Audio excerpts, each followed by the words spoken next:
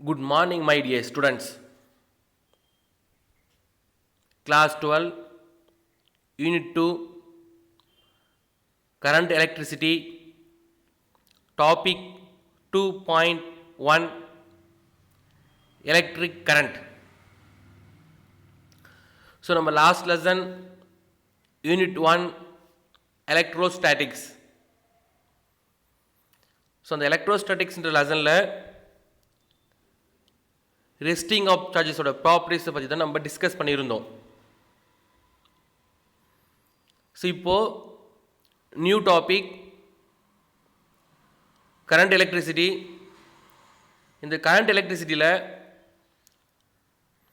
Moving சார்ஜஸோட ப்ராப்பர்ட்டியை வந்து டிஸ்கஸ் பண்ணுறதான் கரண்ட் எலக்ட்ரிசிட்டி, ரைட். ஸோ இன்ட்ரடக்ஷனில் ஐ திங்க் எலக்ட்ரிக் கரண்ட்டு என்ன அப்படின்றத பற்றி தான் பார்க்க போகிறோம், ரைட். ஸோ நம்ம யூனிட் 1ல் சார்ஜஸோட ப்ராப்பர்ட்டிஸ், எந்த சார்ஜஸோட ப்ராப்பர்ட்டிஸ், ரெஸ்ட்டில் இருந்த சார்ஜஸோட ப்ராப்பர்ட்டிஸ். ஸோ நான் கொடுத்துட்டு வருது properties of charges when it is at rest. ரெஸ்ட்டுக்கிற சார்ஜஸோட ப்ராப்பர்ட்டிஸ் பற்றி தான் டிஸ்கஸ் பண்ணியிருந்தோம். ஆனால் வந்து இன் ரியாலிட்டியாக சார்ஜஸ் வந்து மெட்டீரியலுக்குள்ள ரெஸ்ட்டில் இருக்காது, ஆல்வேஸ் மூவிங்கில் தான் இருக்கும். நம்ம ஃபஸ்ட் லெசனில் ரெஸ்டிங் ஆஃப் சார்ஜஸை பற்றி படிச்சிருந்தாலும் உண்மையிலே மெட்டீரியலுக்குள்ள சார்ஜஸ் ரெஸ்ட்டில் இருக்காது, எப்படி இருக்கும், மூவிங்கில் தான் இருக்கும். ஸோ அதான் கொடுத்துருக்காங்க பாருங்கள், charges are always moving with the material. Okay, for example electrons in a copper wire are never at rest and are continuously in random motion. I think copper ஒயரில் எலக்ட்ரான்ஸ் வந்து எப்பயுமே ரெஸ்ட்டில் இருக்காது, என்ன பண்ணும், கண்டினியூஸாக ரேண்டம் மோஷனில் இருக்கும், right. Therefore it is important to analyze the behavior of charges when it is at motion. அந்த சார்ஜஸ் மோஷனில் மூவிங்கில் இருக்கும்போது அதோடைய பிஹேவியர் என்ன பண்ணணும், நம்ம அனலைஸ் பண்ணோம். அது அனலைஸ் பண்ணுறது வந்து ஒரு இம்பார்ட்டன்ட் சொல்கிறாங்க, வெரி வெரி இம்பார்ட்டன்ட். அதேமாதிரி அந்த சார்ஜஸோட மோஷனை பற்றி படிக்கிறது தான் வந்து எலக்ட்ரிக் கரண்ட். அப்போ கரண்ட் எலக்ட்ரிசிட்டினா study of flow of electric charges பற்றி படிக்கிறது தான் கரண்ட் எலக்ட்ரிசிட்டி. இல்லை கரண்ட் எலக்ட்ரிசிட்டினாவே ஃப்ளோயிங் ஆஃப் எலக்ட்ரிக் சார்ஜஸ் தான் கரண்ட் எலக்ட்ரிசிட்டி, ரைட். இந்த கரண்ட் எலக்ட்ரிசிட்டின்ற ஒரு டாபிக் ஸோ எப்போ வந்து இன்வென்ஷன் பண்ணாங்க அப்படின்னு பார்த்தீங்கன்னா, ஸோ அலெக்சாண்டரோ வோல்டா, ஸோ அவர் வந்து எலக்ட்ரிக் பேட்டரியை வந்து எப்போ ப்ரொடியூஸ் பண்ணாரோ, அவர் ப்ரொடியூஸ் பண்ணதுக்கப்புறம் தான் இந்த எலக்ட்ரிக் கரண்டோட டாபிக்ஸ் வந்து ஸோ டெவலப் ஆக ஆரம்பிக்குது. ஸோ மாடர்ன் வேர்ல்டில் so depends heavily on the use of electricity. இன்றைக்கி இருக்கிற டெக்னாலஜி வேர்ல்டில் ரொம்ப ரொம்ப ரொம்ப ரொம்ப அதிகமாக எதை டிபெண்ட் பண்ணியிருக்கோம், எலக்ட்ரிசிட்டியே டிபெண்ட் பண்ணியிருக்கோம். ஸோ பாருங்கள், so operate machines, communication systems, electronic devices, home appliances and etc. இது எல்லாமே நம்ம எதை டிபெண்ட் பண்ணி தான் ஒர்க் ஆகுது, எலக்ட்ரிக் கரண்ட்டை யூஸ் பண்ணி தான் ஒர்க் ஆகுது. ஸோ நம்ம இந்த யூனிட்டில் ஸோ எலக்ட்ரிக் கரண்ட்னா என்ன, ரெசிஸ்டன்ஸ்னால் என்ன, அதாவது நெக்ஸ்ட்டு ரிலேட்டட் ஃபினோமினன் இன் மெட்டீரியலோட அனதர் ரிலேட்டட் ஃபினோமினன்லாம் என்னென்னன்றது தான் இந்த லெசனில் இப்போ நம்ம ஸோ டிஸ்கஸ் பண்ண போகிறோம். First electric current. ஓகே, நம்மளுக்கு தெரியும் so matter is made up of atoms. Matter is made up of atoms. இந்த யூனிவர்ஸில் இருக்கிற எல்லா பொருட்களுமே எதால் மேடப் ஆனது, ஆட்டத்தால் தான் மேடப் ஆனது. அப்போ ஒவ்வொரு ஆட்டமும் எதால் மேடப் ஆகிருக்கும், ஃபண்டமெண்டல் பார்ட்டிகல்ஸ் எல்லாம் மேடப் ஆகிருக்கும். ஸோ இந்த ஃபண்டமெண்டல் பார்ட்டிகல்ஸ் நம்மளுக்கு எது எலக்ட்ரான், புரோட்டான், நியூட்ரான். ஸோ இங்கே பாருங்க, each atom consists of positively charged nucleus with the negatively charged electrons moving around the nucleus. So அந்த ஆட்டத்துக்குள்ள நியூக்ளியஸ் வந்து பாசிட்டிவ் சார்ஜ், நியூக்ளியஸ்குள்ள என்னென்ன பார்ட்டிகல் இருக்கும், proton, neutron, neutron neutral charge, proton positive charge. அந்த ரெண்டு பார்ட்டிகளும் வந்து சேர்ந்தது தான் நியூக்ளியஸ். அப்போ நியூக்ளியஸ் வந்து பாசிட்டிவ் சார்ஜஸ் ஆகும். அந்த நியூக்ளியஸை சுற்றி எது இருக்கு, எலக்ட்ரான்ஸ் இருக்கு. எலக்ட்ரான் என்ன charge, negative charge. So negative charge வந்து அதை சுற்றி இருக்கு. Atoms in metals have one or more electrons which are loosely bound to the nucleus. நியூக்ளியஸாக கூட எலக்ட்ரான் வந்து லூஸ்லி பாண்டிங்கில் இருக்கும். அந்த லூஸ்லி பாண்டில் இருக்கிற எலக்ட்ரான்ஸ் நேம் தானே அது ஃப்ரீ எலக்ட்ரான்ஸ். பாருங்க, இந்த electrons are called free electrons. So இந்த அவுட்டர் மோஸ்ட் ஆர்பிட்டில் இன்கம்ப்ளீட்டாக இருக்கிற எலக்ட்ரான்ஸும் ஃப்ரீ எலக்ட்ரான்ஸ் தான். அந்த அவுட்டர் மோஸ்ட் ஆர்பிட்டில் இன்கம்ப்ளீட்டாக இருக்கிற எலக்ட்ரான்ஸ், அந்த எலக்ட்ரான்ஸ் எல்லாமே நியூக்ளியஸோட எப்படி பாண்டில் இருக்கும், லூஸ்லி பாண்டிங்கில் இருக்கும். அந்த லூஸ்லி பாண்டில் இருக்கிற எலக்ட்ரான்ஸ் நேம் தான் அது நம்மளுக்கு so free electrons, right. The substance which have an abundance of these free electrons are called conductors. So எந்த மெட்டீரியலில் ஃப்ரீ எலக்ட்ரான்ஸ் வந்து அதிகமாக இருக்கோ அந்த மெட்டீரியல்ஸ் நேம் என்ன நம்மளுக்கு கண்டக்டர். இங்கே பாருங்க, அபாண்டன்ஸ் அதிகமான, அதிக அளவு ஃப்ரீ எலக்ட்ரான்ஸ் எதில் இருக்கோ அது எல்லாமே முடியாது நம்மளுக்கு conductors, right. The free electrons move at random throughout the conductor at a given temperature. நம்ம ஒரு பர்டிகுலர் டெம்பரேச்சரில் அந்த ஃப்ரீ எலக்ட்ரான்ஸ் எப்படி இருக்கும் நம்மளுக்கு அந்த கண்டக்டரில் ரேண்டம் மோஷனில் இருக்கும்ன்றாங்க. ஸோ ரேண்டம் மோஷனில் இருக்கும். அப்போ ஜென்ரலாக பாருங்கள், the random motion there is no net transfer of charges from one end of the conductor to another end and hence no current.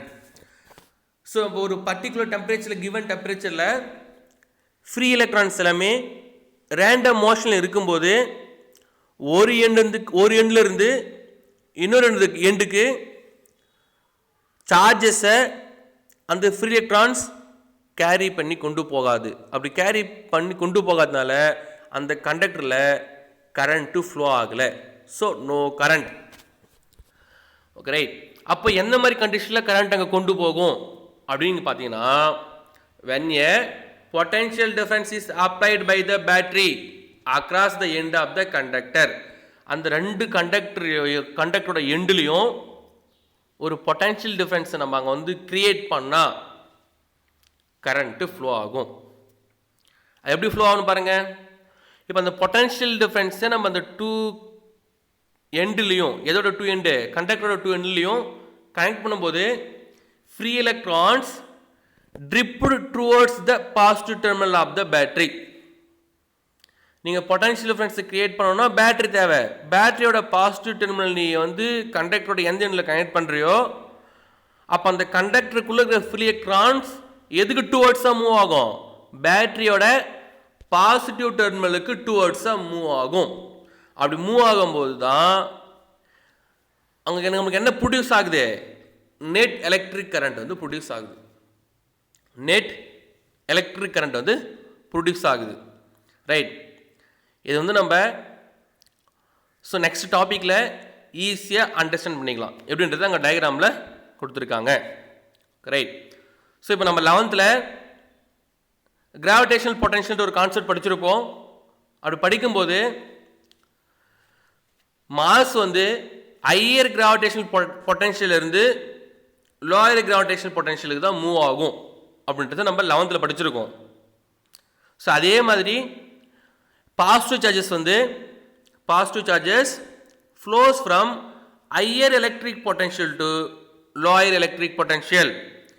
And negative charge என்ன பண்ணோம்னா லோயர் எலக்ட்ரிக் பொட்டன்ஷியல் இருந்து higher electric பொட்டன்ஷியலுக்கு move ஆகும். So இப்போது பேட்டரியில் வந்து எது வந்து நம்மளுக்கு higher electric potential? Positive terminal தான். ஏன் பாசிட்டிவ் டெர்மினல் தான் ஹையர் எலக்ட்ரிக் பொட்டன்ஷியல் சொல்கிறோம் நம்ம? ஸோ கண்டக்டருக்குள்ளே இருக்கிற ஃப்ரீ எலக்ட்ரான்ஸ் எதுக்கு டுவர்ட்ஸ் தான் மூவ் ஆகும்? பேட்டரியோட பாசிட்டிவ் டெர்மினலுக்கு டுவர்ட்ஸ் தான் மூவ் ஆகும். இங்கே எலக்ட்ரானோட கேரக்டர் என்ன கொடுத்துருக்காங்க? லோயர் எலக்ட்ரிக் பொட்டன்ஷியல்லேருந்து ஹையர் எலக்ட்ரிக் பொட்டன்ஷியலுக்கு மூவ் ஆகும். அப்போ பாசிட்டிவ் டெர்மினலுக்கு வரதுனால இங்கே பாசிட்டிவ் வந்து ஹையர் எலக்ட்ரிக் பொட்டன்ஷியலாகவும் நெகட்டிவ் வந்து லோயர் எலக்ட்ரிக் பொட்டன்ஷியலாகவும் இருக்க போகுது பேட்டரியில். ரைட், இங்கே கொடுத்துக்கிற கன்க்ளூஷன் என்னன்னா, பாசிட்டிவ் சார்ஜஸ்னா ஹையர் எலக்ட்ரிக் பொட்டன்ஷியல் வந்து லோயர் எலக்ட்ரிக் பொட்டன்ஷியலுக்கும், நெகட்டிவ் சார்ஜ்னா லோயர் எலக்ட்ரிக் பொட்டன்ஷியல்லேருந்து ஹையர் எலக்ட்ரிக் பொட்டன்ஷியலுக்கும் மூவ் ஆகும். So battery or electric cell simply creates potential difference across the conductor. என்ன பண்ண சிம்பிளாகவே ஈஸியாக பேட்டரி வந்து அந்த கண்டக்டரோட டூ எண்ட்ஸில் என்ன பண்ண ஈஸியாக பொட்டன்ஷியல் டிஃபரன்ஸை கிரியேட் பண்ணிவிடும். ரைட், ஸோ இங்கே டயக்ராம் கொடுத்துருக்காங்க பாருங்கள். ஃபஸ்ட்டு டயக்ராமில் இந்த 2 பர்சன்ஸ் பாருங்கள், ஈக்கி கிராவிடேஷனல் பொட்டன்ஷியல். So no water flow. ஒரு டியூப் வச்சுருக்காங்க. அந்த டியூப்பில் ஒரு எண்டை ஒருத்தர் பிடிச்சிருக்காரு. இங்கே பாருங்கள், இவர் பிடிச்சிருக்காரு, இன்னொரு கையில் பிடிச்சிருக்காரு. ரெண்டுமே தூக்கி பிடிச்சிருக்காரு. லெவல் எப்படி இருக்கு? நம்மளுக்கு ஈக்குவலாக இருக்குது. ஈக்குவலாக இருக்கும்போது ஒரு எண்ணில் இன்னொரு வாட்டர் அந்த பழுப்புக்குள்ள தண்ணி போகுமான்னு பார்த்தா வாட்டர் ஃப்ளோ ஆகாது. அந்த டியூப்புக்குள்ள இருக்குது வாட்டர் இருக்குது. அதே செகண்ட் பிக்சர்ஸில் பாருங்கள், இவர் வந்து ஹையர் பொட்டன்ஷியல், இவர் வந்து என்னது லோயர் பொட்டன்ஷியல். அப்போ அந்த டியூப்புக்குள்ள தண்ணி என்ன பண்ண உனக்கு ஹையர் பொட்டன்ஷியல் வந்து லோயர் பொட்டன்ஷியலுக்கு ஃப்ளோ ஆக ஆரம்பிச்சிடும். ரைட், அதே மாதிரி தான் இங்கே ஒரு காப்பர் ஒயர் கொடுத்துருக்காங்க. இந்த காப்பர் பேர் ஏ அண்ட் பி இருக்கா, அது ரெண்டுமே சேம் எலக்ட்ரிக் பொட்டன்ஷியல். அப்போ வந்து கரண்ட் ஃப்ளோ ஆகலை. அது என்ன பண்ணுறாங்க, பேட்டரி கனெக்ட் பண்ணுறாங்களா? பேட்டரி கனெக்ட் பண்ணால் பாசிட்டிவ் டெர்மினல் வந்து ஹையர் பொட்டன்ஷியல், நெகட்டிவ் வந்து லோயர் பொட்டன்ஷியல். அப்படின்னா இப்போ இந்த ஹையர்லேருந்து லோயருக்கு கரண்ட்டு ஃப்ளோ ஆகுது. ஜஸ்ட் இது வந்து ஒரு எக்ஸாம்பிள். ஸோ உங்களுக்கு உங்கள் வீட்டில் மொட்டை மாடியில் தான் டேங்க் செட் பண்ணுவாங்க. ஏன் மொட்டை மாடியில் டேங்க் செட் பண்ணுறாங்க? நமக்கு தண்ணி எங்கே தேவை? வீட்டுக்குள்ளே கீழே தான் தேவை. ஆனால் நம்ம என்ன பண்ணுறோம், டேங்கை கொண்டு போய்ட்டு மேலே வைக்கிறோம், கீழே வைக்காமல். ஏன்னா மேலே வச்சா தான் நம்மளுக்கு என்ன பண்ணோம், ஐ திங்க் அது வந்து ஹையர் பொட்டன்ஷியல். வாட்டர் டேங்க் வச்சுக்கிட்டு ஹையர் பொட்டன்ஷியல். உள்ள நம்ம டேப் ஓப்பன் பார்த்தீங்களா, அந்த டேப் வந்து லோயர் பொட்டன்ஷியல். அப்போ தான் வாட்டர் வந்து ஈஸியாக ஃப்ளோ ஆகும், ஒரு ஹை ப்ரெஷரில் ஃப்ளோ ஆகுன்றதுனால தான் வாட்டர் டேங்கை இப்போ நம்ம மொட்டை மாடியில் வைக்கிறோம், மேலே ஒரு ஹைட்டான இடத்துல வைக்கிறோம். அது வைக்கிறதான ரீசன் என்னன்னா, அங்கேயும் ஒரு பொட்டன்ஷியல் வந்து ஒரு பொட்டன்ஷியல் டிஃபரன்ஸ் வந்து ஃபார்ம் ஆகணுன்ற ஒரு ரீசன் தான். தென் இப்போ எலக்ட்ரிக் கரண்ட். ஸோ எலக்ட்ரிக் கரண்ட்னா எப்படி நம்ம டிஃபைன் பண்ணலான்னு பாருங்களேன். The rate of flow of charges through the given cross sectional area A. ஒரு பர்டிகுலர் கிராஸ் செக்ஷனல் ஏரியாவில் டைமை பொறுத்து ஃப்ளோ ஆகிற சார்ஜஸ் தான் கரண்ட். ரைட், இங்கே பாருங்கள், இதுதான் கண்டக்டரோட கிராஸ் செக்ஷனல் ஏரியா ஏ. இந்த ஏரியாக்குள்ளே ஸோ டீன்ற டைமுக்குள்ளே எவ்வளோ நம்பர் ஆஃப் சார்ஜஸ் வந்து ஃப்ளோ ஆகுதோ அதுதான் நம்மளுக்கு என்னது, ஸோ கரண்ட்.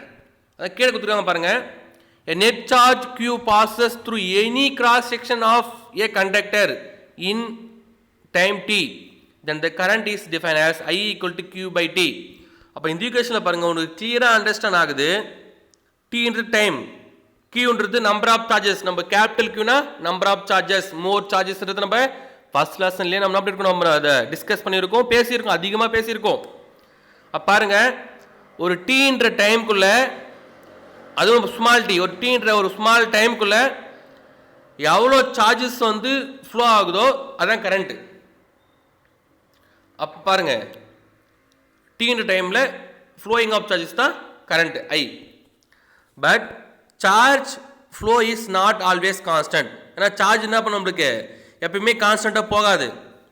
அப்போ கான்ஸ்டண்ட்டாக போகாதுன்றதுனால தான் நம்ம ஈக்குவேஷன் வந்து என்ன பண்ணுறோம், நம்ம ஸோ ஆவரேஜை கொண்டு வரும், ஐ ஆவரேஜ் கொண்டு வரும். நம்ம ஐ ஆவரேஜை கொண்டு வரும்போது ஸோ இங்கே பாருங்கள், உங்களுக்கு I average equal to del Q divide by del T, del Q divide by del T. டெல்னு நமக்கு என்னது, சேஞ்சஸ், டைமை பொறுத்து சேஞ்சஸ் ஆகும். அப்போ டைமை பொறுத்து சார்ஜ் வேரி ஆகிறது. ஸோ இந்த டைமில் இவ்வளோ ஓகே, இவ்வளோ சார்ஜஸ் போகுது. அதே அந்த டைமில் இன்னும் சார்ஜஸ் வந்து இன்க்ரீஸ் ஆகலாம், டிக்ரீஸ் ஆகலாம், அதுதான் நமக்கு del q divided by del t, right, where del q is the amount of charge that passes through the conductor at any cross section during the time interval del t. So ஏதாவது ஒரு time interval del t என்ற time இன்டர்வலில் flow ஆகிற charges தான் del q. So அது any cross section area, cross section area நமக்கு changes ஆக போகிறதில்ல, right. If the rate at which charge flows changes in time, the current also changes, right. Flow ஆகிற charges பாருங்க, the rate which charge flows changes in time, டைமை பொறுத்து charge flow ஆகிறது vary ஆனால் நம்மளுக்கு எது வேரி ஆகும், கரண்ட் வேரி ஆகும். ஏன்னா நம்மளுக்கு என்னது q by t, டைம் வேரினா நம்மளுக்கு என்ன ஆகும், நம்மளுக்கு கரண்ட் வேக ஆரம்பிச்சிடும். இப்போ நம்மளுக்கு அப்படியே இங்கே அந்த ஈக்குவேஷனில் பாருங்கள்,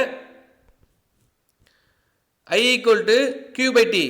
இப்போ டைம் வேரி ஆச்சுன்னா நமக்கு ஐயும் ஆட்டோமேட்டிக்காக நம்மளுக்கு வேரி ஆக ஆரம்பிச்சோம். டைமை பொறுத்து சார்ஜ் வேரி ஆச்சுன்னா நமக்கு ஐயும் வேரியாக ஸ்டார்ட் ஆகிடும்.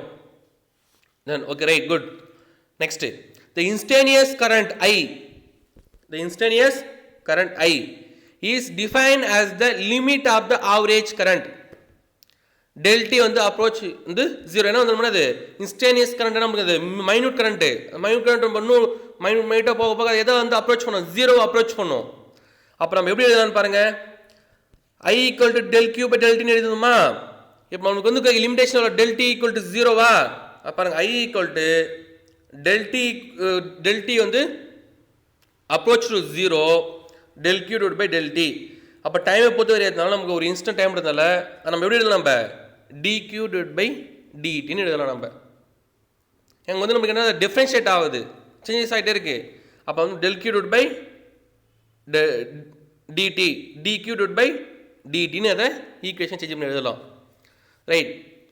The SI unit of current is the ampere. கரண்ட்டுக்கான SI unit நம்மளுக்கு என்னது, ஆம்பியர். Okay, right. இப்போ 1 ஆம்பியர்னா என்னன்றதை டிஃபைன் பண்ண போகிறோம்.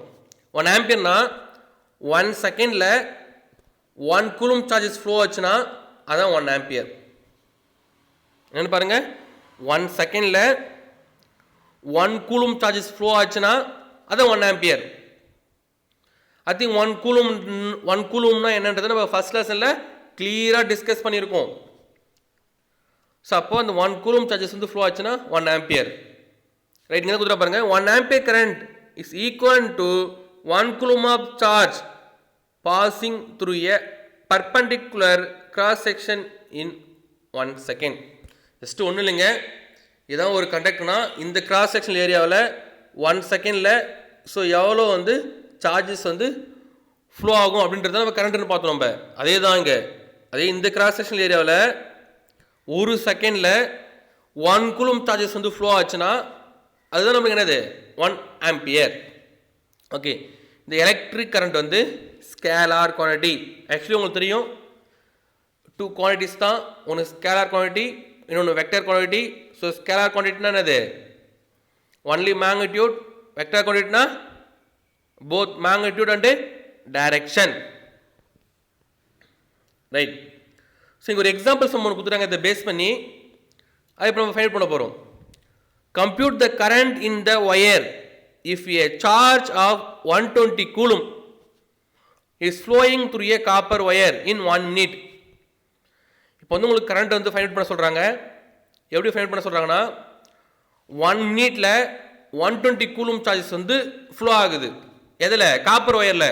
அப்போ அந்த காப்பர் ஒயரில் ஃப்ளோ ஆகிற கரண்ட் எவ்வளோன்னு கேட்குறாங்க. அப்போ rate of flow of charges தான் நம்ம வந்து கரண்ட்டு. அப்போ I equal to q by t. Okay, right. 120 கூலுமா, 120 கூலும் 1 minute. 1 minute நம்மளுக்கு வந்து ஸோ டைமுக்கு வந்து எக்ஸ் யூனிட் செகண்டா, செகண்ட் கன்வெர்ட் பண்ணணுமா. அப்போ 1 minute 60 செகண்டா. So 120 divided by 60. So cancel பண்ணி 0 0 கேன்சல் பண்ணிவிடுங்க. 12 by 6. ஸோ கேன்சல் பண்ணால் 2. இப்போ எவ்வளோ வந்து கரண்ட் ஃப்ளோ ஆகிட்டு இருக்கு, 2 ஆம்பியர் இதுதான் கரண்ட் வந்து அந்த காப்பர் ஒயரில் ஸோ ஃப்ளோ ஆகிட்டு இருக்கு, ரைட். Okay students, thank you. இதில் ஏதாவது டவுட்டாக இருந்தால் நீங்கள் என்கிட்ட வாட்ஸ்அப்பில் கேட்கலாம். ஸோ அதுக்கு நான் ஆன்சர் பண்ணுறேன். Okay, thank you.